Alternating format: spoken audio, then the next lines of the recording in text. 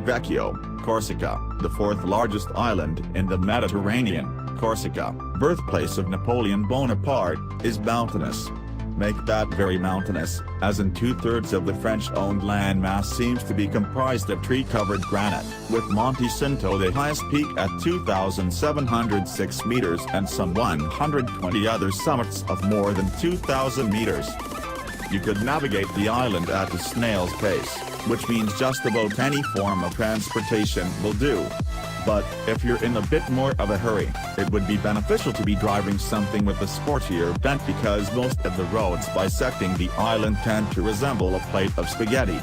They are also less than forgiving of inattention or bad judgment, narrow, steep drop-offs, stone walls, that sort of thing, plus rain, fog and standing water. So, a vehicle with exemplary handling, a firm suspension and decent scoot when the throttle is given a tickle would come in handy, a Jaguar, for instance. Indeed, the F-Type sports car would be a hoot. Even one of the British automaker's fine sedans would prove more than adequate. But, as the company has proven with its F-Pace, the best-selling model in Jaguar's portfolio, it can successfully package most of those attributes into a crossover. And, since having a crossover in one's lineup is currently a license to print money, having two would be even better.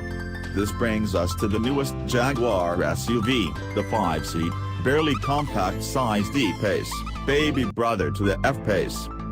Among many other things, the 2018 E Pace, based on Land Rover Evoque underpinnings, is the new gateway to the Jaguar brand, starting at $42,700 and slightly undercutting this sedan. There is also the R-Dynamic, $51,000, and the first edition, $59,000. Furthermore, the Bass E Pace and R-Dynamic are selectively available in standard S, SE and HSE trims. Family resemblance to the F-Pace is readily apparent, no hardship there. The combination of short front and rear overhangs, roofline sweep, contoured profile and bold grilles stylistically define the newest crossover. As these type of vehicles go, it's definitely one of the sexier. We always have a sports car in mind, says Adam Hatton, creative director of exterior design of Jaguar Land Rover, in describing the company's main design philosophy.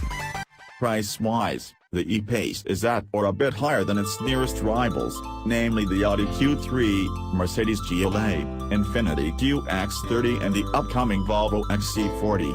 Size-wise, the 4.4-meter-long Jaguar is about equal. Power-wise, the baby Jag sticks it to the majority of its rivals, courtesy of the crossover's turbocharged 2.0-liter four-cylinder, hooked up to a 9-speed automatic transmission. In base and first edition form, the Turbo 4 squeezes out a solid 246 horsepower.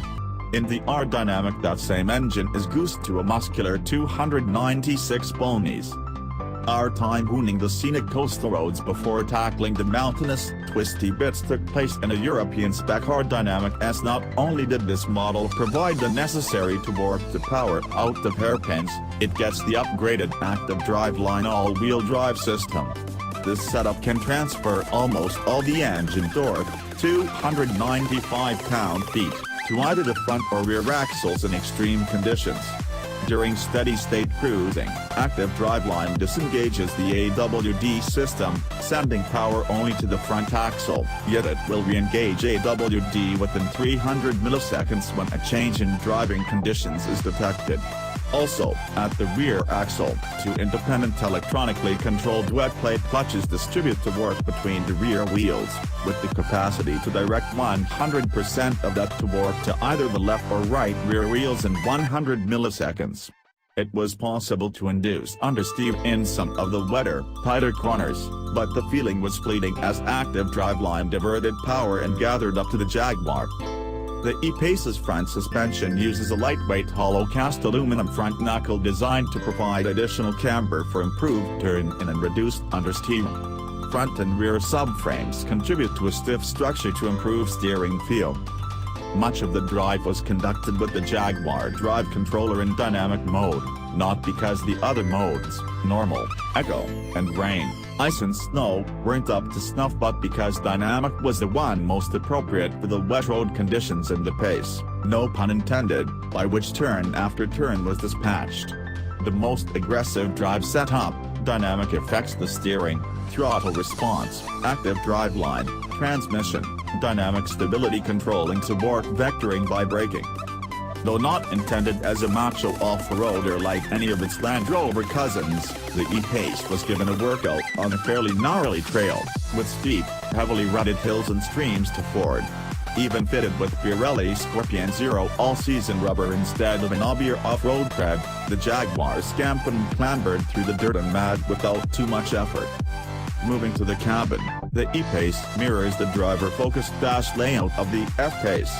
It's a clean design with large, easily readable gauges on a 10-inch touchscreen for the infotainment system that reduces the number of hard switches, while a trio of rotary dials operates the climate control functions. A 12.3-inch HD virtual interactive driver display and full-color head-up display are optional. Leather is used on touch points such as the steering wheel, center console grab handle and gear shifter. One cute touch is a Jaguar Cub graphic on the windshield, an acknowledgement of the crossover design team's internal name for the E Pace, the Cub. Being on the smaller side of the compact segment, rear seat passenger comfort level of the E Pace is entirely dependent on the size of those occupying the front seats.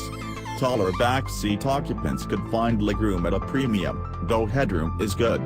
After the 60-40 split folding back seats, there's 24.2 cubic feet of cargo capacity, 52.5 cu-foot when they're folded. I'd be lying if I didn't say the day's workout was an absolute giggle, with some of the best driving roads I've encountered in years. The scenery, though occasionally breathtaking, was unfortunately too often obscured by fog. That the E Pace took what we threw at it and was capable of asking for more is testament to the engineering that went into it. It comes as close to being a sports car as any crossover since Porsche introduced its best-selling, and pricier, Macan in 2015. True to Jaguar's roots while embracing current market demand, it will undoubtedly introduce a legion of new, younger fans to the brand. The E Pace will be in dealerships later this month.